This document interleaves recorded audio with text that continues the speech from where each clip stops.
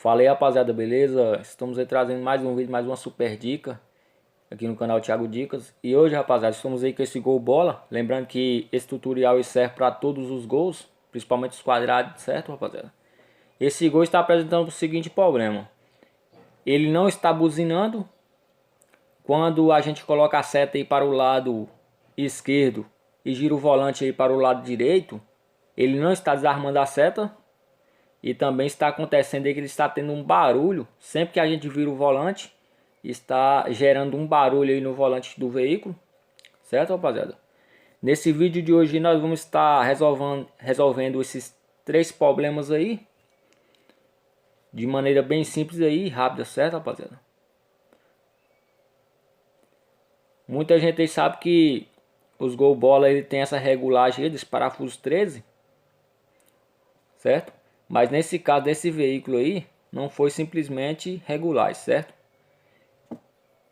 Esse veículo nós vamos estar trocando as buchas, como vocês podem ver aí, ó. A folga que está ocasionando essa daí.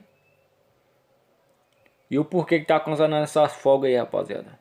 Simplesmente aí, ó, pela questão que as buchas, com o tempo de uso, elas desgastou, né? E o barulho que está dando aí no volante, essa questão aí que uma das buchas já se estourou por completo, certo? Não tem mais nada, está batendo ferro com ferro, beleza?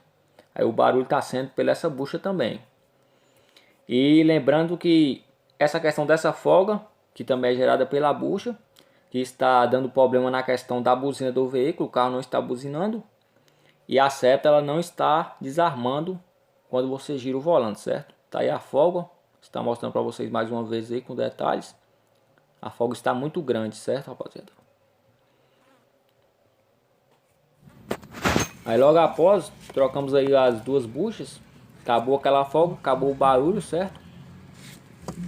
E aí vamos estar mostrando também aí a distância que ficou agora. Como vocês podem ver, a distância ficou bem mínima mesmo, que é o certo ficar dessa forma, beleza?